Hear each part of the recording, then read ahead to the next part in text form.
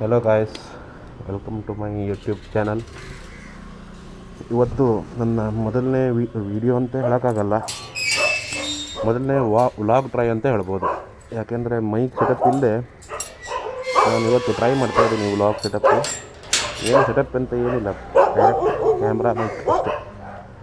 ಇವತ್ತು ರ್ಯಾಪ್ಟರ್ ತೊಗೊಂಡೋಗ್ತಾ ಇಲ್ಲ, ಇವತ್ತು ತೊಗೊಂಡೋಗ್ತಾ ಇರೋದು ನಮ್ಮ ಯಮಹಾ ಸೆಲ್ಯೂಟ್. ಎಲ್ಲಿದೆ ನೋಡಿ, ಲೆಜೆಂಡ್ ಗಾಡಿ. ಇದರಂಥ ಗಾಡಿ ಜೀವನದಲ್ಲಿ ನೋಡಿಲ್ಲ ಗುರು. ಸೀಟೆಲ್ಲ ಸ್ವಲ್ಪ ಹರಿದೋಗಿದೆ. ಆ್ಯಕ್ಚುಲಿ ಈ ಗಾಡಿ ಬಂದು ನಮ್ಮ ದೊಡ್ಡಪ್ಪ ಅವ್ರದ್ದು. ಅವರೆಲ್ಲ ತೀರ್ಕೊಂಡ್ಬಿಟ್ಟಿದ್ದಾರೆ. ಅವ್ರ ನೆನಪಲ್ಲಿ ನಾನು ಇಟ್ಕೊಂಡು ಓಡಿಸ್ತಾ ಇದ್ದೀನಿ. ಹೋಗೋಣವಾ? ಈಗ ಮೊದಲು ಶಾಂತಾದುರ್ಗಾ ದೇವಸ್ಥಾನಕ್ಕೆ ಹೋಗಿ ಪೂಜೆ ಮುಗಿಸಿ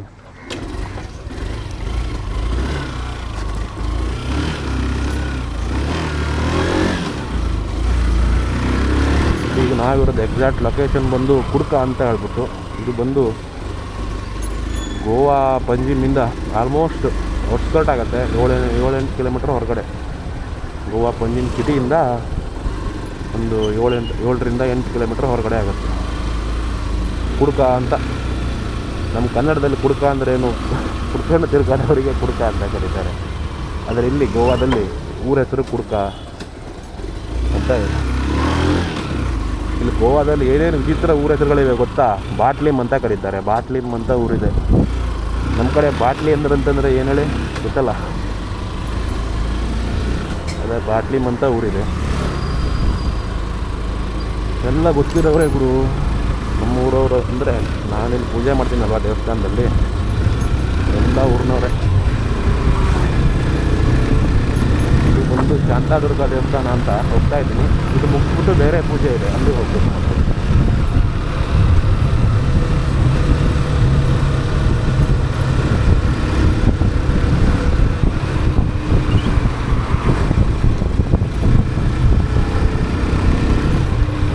ಇದು ದೇವಸ್ಥಾನ ಕಟ್ತಾ ಇದ್ದಾರೆ. ಸೊ ಮೂರ್ತಿನ ಕಲಾ ಸಂಕೋಚ ಮಾಡಿ ಈ ಕಡೆ ಇಟ್ಟಿದ್ದಾರೆ. ಇಲ್ಲಿ ಪೂಜೆ ಮಾಡಿ ಹೂವು ಹಾಕಿ ಹೋಗೋದಷ್ಟೇ, ಮತ್ತೇನಿಲ್ಲ. ಸೊ ಪೂಜೆ ಎಲ್ಲ ಮುಗೀತು. ಈಗ ನಾವು ಇಲ್ಲಿಂದ ಹೊರಡ್ತೀವಿ ಸಾಲಿಗಾಂವ್ ಅಂತ ಒಂದು ಊರಿದೆ ಗೋವಾದಲ್ಲಿ. ಅಲ್ಲಿಗೆ ಹೋಗ್ತಾ ಇದ್ದೀವಿ. ಅಲ್ಲಿ ಒಂದು ವಾಸ್ತು ಶಾಂತಿ ಅಂತ ಹೇಳ್ತಾರಲ್ಲ, ಅದಿದೆ. ನಿಮ್ಗೆ ಹೇಳಿಲ್ಲಲ್ವಾ, ನಾನು ಆ್ಯಕ್ಚುಲಿ ನನ್ನ ಕೆಲಸ ಬಂದು ನಾನು ಪುರೋಹಿತರು. ದೇವಸ್ಥಾನ ಪೂಜೆ ಮಾಡೋದು, ಮನೆಗಳಲ್ಲಿ ಪೂಜೆ ಮಾಡೋದು, ಈ ಥರ.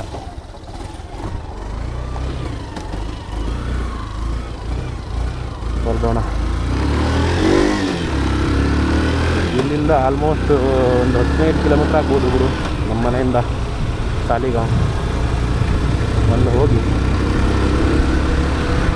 ಇವತ್ತಿನ ಪೂಜೆ, ವಾಸ್ತು ಶಾಂತಿ ಏನಿದೆ ಮುಗಿಸ್ಕೊಂಡು ಮತ್ತೆ ಬರೋದು.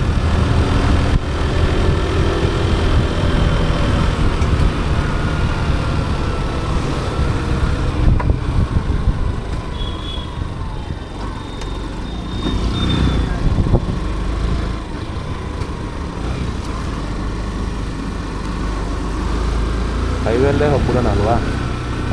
ಸುಮ್ಮನೆ ಮತ್ತು ಒಳದಾರಲ್ಲಿ ಸಿಟಿ ಮೇಲೆ ಯಾರು ಸುತ್ತಾಡೋದು? ಆರಾಮಾಗಿ ಹೈವೇಲ್ಲೇ ಹೋಗ್ಬಿಟ್ರೆ ಯಾವುದೇ ರೀತಿಯ ಟೆನ್ಷನ್ ಇಲ್ಲ.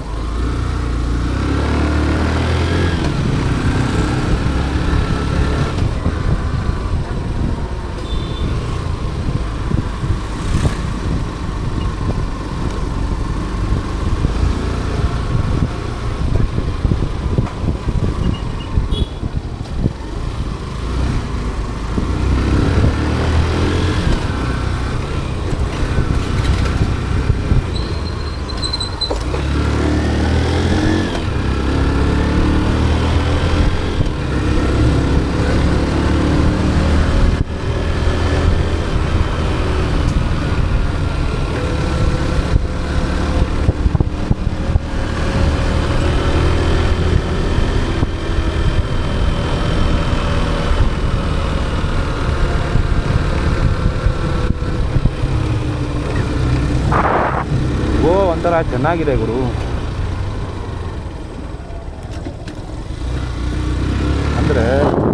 ಸೆಕೆ ಸೆಕೆ ಅಂತ ಅಂತಾರೆ. ಗೋವಾದಲ್ಲಿ ಸಿಕ್ಕಾಪಟ್ಟೆ ಬಿಸಿಲು ಇರೋಕ್ಕಾಗಲ್ಲ, ಹಂಗೆ ಹಿಂಗೆ ಅಂತಾರೆ. ಸೆಕೆ ಆಗುತ್ತೆ, ಆಗಲ್ಲ ಅಂತಲ್ಲ.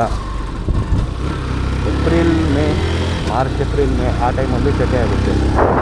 ಬಟ್ ಈಗ ಹೆಂಗಿದೆ ನೋಡಿದ್ರು, ಫುಲ್ಲು ಕೂಲಾಗಿ ಚಿಲ್ಲಾಗಿದೆ ಗೋವಾ. ಮನೆಯಿಂದ ಹೊರಗಡೆ ಬಿದ್ದರೆ ಚಳಿ ಚಳಿ ಚಳಿ ಅಂತ ಇರುತ್ತೆ ಬೆಳಗಿನ ಜಾವ. ಸಂಜೆ ಮತ್ತೆ ಹಾಗೆ ಚಳಿಗಾಲ ಶುರುವಾಗಿದೆ ಬ್ರೋ ಎಲ್ಲ ಕಡೆ.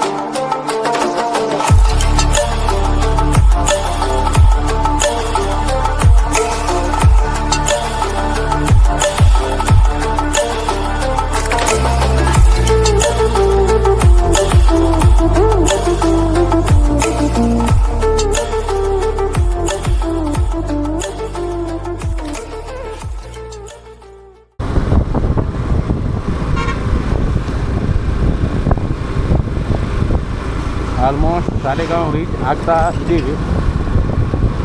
ಇನ್ನೊಂದು 2 ಕಿಲೋಮೀಟರ್ಗೆ ಸಾಲಿಗಾಂವ್ ಬರುತ್ತೆ. ಏನು ಟ್ರಾಫಿಕ್ ಇದೆ ಗುರು, ಯಾವಾಗ ಇದೇ ಹಣೆ ಬರೋದು. ಎಲ್ಲ ಸಿಂಗಲ್ ರೋಡ್ಸು ಸಣ್ಣದಾಗಿರುತ್ತೆ. ಎಲ್ಲಷ್ಟು ಟ್ರಾಫಿಕ್.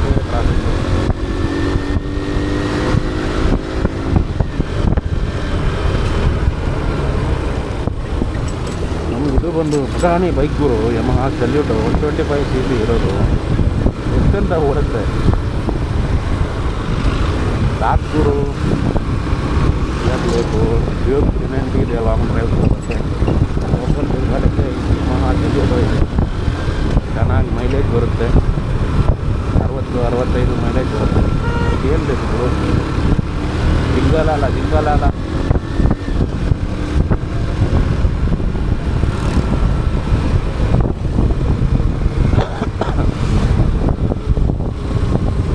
ಕೆಮ್ತಾ ಇದೀವಿ ನೋಡಿದ್ರ. ಗೋವಾದಲ್ಲಿ ಚಳಿಗಾಲ ಸ್ಟಾರ್ಟ್ ಆಗಿದೆ ಅಂತದಕ್ಕೆ ಇದೇ ಕಾರಣ. ನಮ್ಮ ಖಾಲಿ ಇದೆ. ಈಗ ಇಲ್ಲಿ ಮತ್ತೊಂದು ದೇವಸ್ಥಾನ ಇದೆ, ಲಕ್ಷ್ಮೀನಾರಾಯಣ ದೇವಸ್ಥಾನ. ಅಲ್ಲಿ ಹೋಗಿ ಅಲ್ಲೊಂದು ಪೂಜೆ ಮಾಡಿ ಆಮೇಲೆ ವಾಸ್ತು ಶಾಂತಿ ಹೋಗ್ತೀವಿ. ಹೋಗ್ರು ನಂತರ ಹೋಗಿ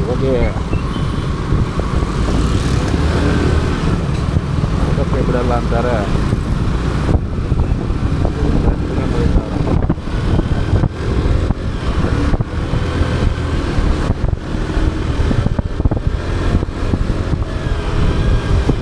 ಅದ್ಯಾವುದು ಗುರು, ಗ್ರೀನ್ ಕಲರ್ ಜುಪಿಟರು ನೋಡೇ ಇಲ್ಲ, ಖುದ್ದಾಗಿಂದ ನೋಡಿಲ್ಲ ಗುರು. ಗ್ರೀನ್ ಕಲರ್ ಜುಪಿಟರ್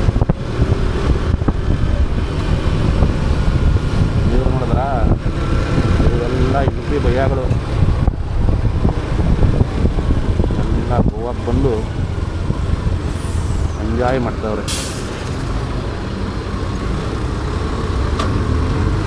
ನಮ್ಮದು ನೆಕ್ಸ್ಟ್ ಲೆಫ್ಟ್ ರೈಟ್ ತೊಗೊಬೇಕು. ಲೆಫ್ಟ್ ಅಂತ ಸಾರಿ, ನೆಕ್ಸ್ಟ್ ರೈಟ್ ತೊಗೊಂಡ್ರೆ ಮತ್ತೆ ಚಿಕ್ಕ ಓಣಿ, ಅಲ್ಲೇ ಗಾಡಿ ತೊಗೊಂಡೋಗಿ ಹೀಗೆ ಮುಗಿಸ್ಕೊಂಡು ಬರೋದು.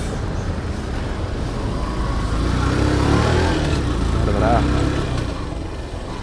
ಆಲ್ಮೋಸ್ಟ್ 50% ಗೋವಾ ಇದೇ ಥರ ಇದೆ ಗುರು.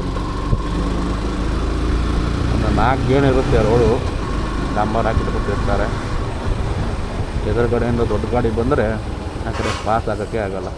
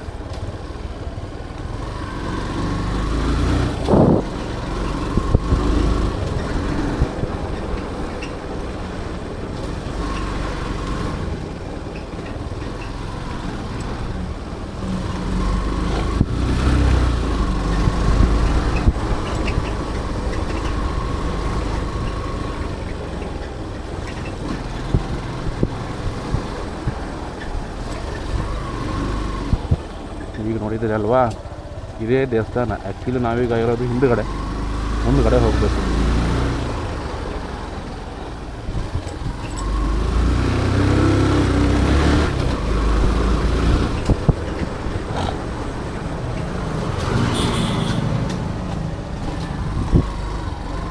ಖಾಲಿ ಇದೆ, ಏನು ಬೇಕು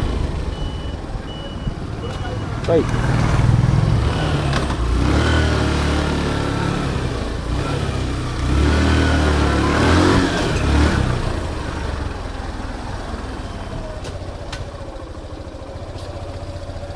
ಬಂದ್ವಿ ಗೈಸ್, ಅಂತೂ ಲಕ್ಷ್ಮೀನಾರಾಯಣ ದೇವಸ್ಥಾನಕ್ಕೆ ಬಂದು ಮುಟ್ಟಿದ್ದೀವಿ. ಈಗ ನಾನು ಪೂಜೆ ಮುಗಿಸ್ಬಿಟ್ಟು ಮತ್ತೆ ಸಿಗ್ತೀನಿ.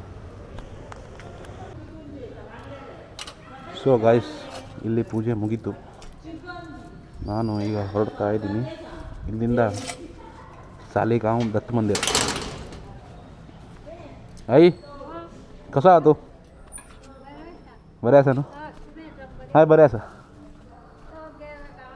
ना आसा. ಚಾವಿ ಇಲ್ಲಿ ಇಟ್ಬಿಟ್ಟು ಮತ್ತೆ ಹೋಯ್ತಾ ಇರೋದು. ಹಾಂ ಆಯ್ತು ಭುರ್ಗ್ಯಾಗ ಸುಟ್ಟಿ ಪಡಲೆ ಆತ. ಹಾಂ ಹಾಂ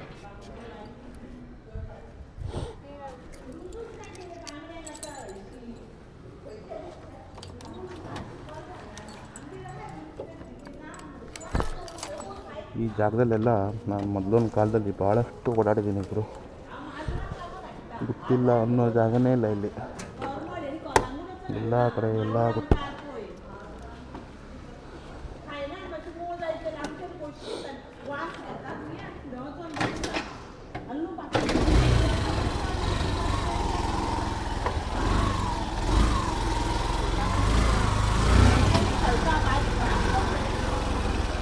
ಈಗ ಬಂದು ಇಲ್ಲಿಂದ ಲೆಫ್ಟ್ ಗಾಡಿ ಇಲ್ಲ, ನಾನು ಎಂಟು ಸಿಕ್ಕಿದೆ ರೋಡ್ಗೆ. ಇನ್ನೂ ಹೋಯ್ತಾ ಇರೋದು, ಭಾಳ ದೂರ ಏನಿಲ್ಲ ಗುರು, ಇಲ್ಲಿಂದ 1 ಕಿಲೋಮೀಟರ್ ಅಷ್ಟೇ. ಅಲ್ಲಿ ಹೋಗಿ ತಿಂಡಿ ತಿಂದ್ಬಿಟ್ಟು ಆಮೇಲೆ ಪೂಜೆ ಮನೆಗೆ ಹೋಗಬೇಕು. ಆಲ್ರೆಡಿ 9:30 ಆಗಿದೆ ಮುಂಜಾನೆ.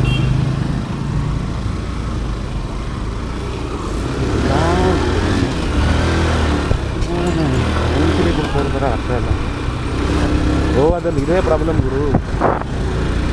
ಎಲ್ಲ ಗೋವಾ ಪಾಸಿನ ಗಾಡಿಗಳವರು ತಾವೇ ದೊಡ್ಡ ಗೆಂಡ್ಯಪ್ಪ ಅಂತ ಅಂದ್ಕೊಂಡ್ಬಿಟ್ಟಿರ್ತಾರೆ. ಕಂಡಲ್ಲಿ ನಿಂತ್ಕೊಳ್ಳೋದು, ಮಧ್ಯ ರೋಡಲ್ಲಿ ನಿಂತ್ಕೊಂಡ್ರು ನಾವು ಕೇಳಿದ್ರು ನಮ್ಮನ್ನೇ ಬೈಯೋದು. ಈ ಥರ ಗೋವಾದಲ್ಲಿ ಜಾಸ್ತಿ ಆಗೋದು ಯಾವಾಗಲೂ. ಹೊರಗಡೆಯವರಿಂದ ಬಂದವರು ಏನು ಮನುಷ್ಯರೇ ಅಲ್ವಾ ಅಂತ ಹಾಗಾದರೆ? ಹೊರಗಡೆ ಪಾಸಿಂಗ್ನವ್ರು ಏನು ಮನುಷ್ಯರಲ್ವಾ?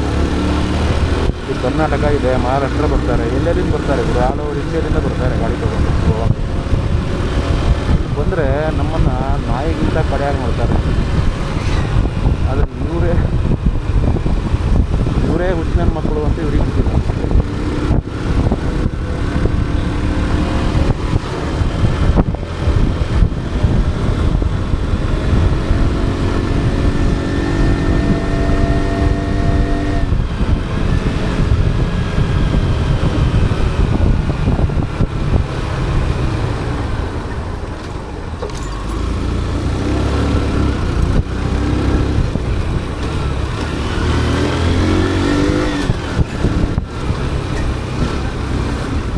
ಮಾತ್ರ ನೋಡಿ ಗಾಯ್ಸ್, ರೋಡ್ ಹಾಳಾಗಿ ಆಲ್ಮೋಸ್ಟು ಮೋದಿ ಸರ್ಕಾರ ಯಾವಾಗ ಬಂತು ಆಗಲೇ ಬಂದು ರೋಡ್ ಹಾಳಾಗಿದೆ, ಇನ್ನೂ ಮಾಡ್ತಿಲ್ಲ. ಅಪ್ಪ ನಾನು ಇಷ್ಟೇ ಪಡೆಗಳು ಏನು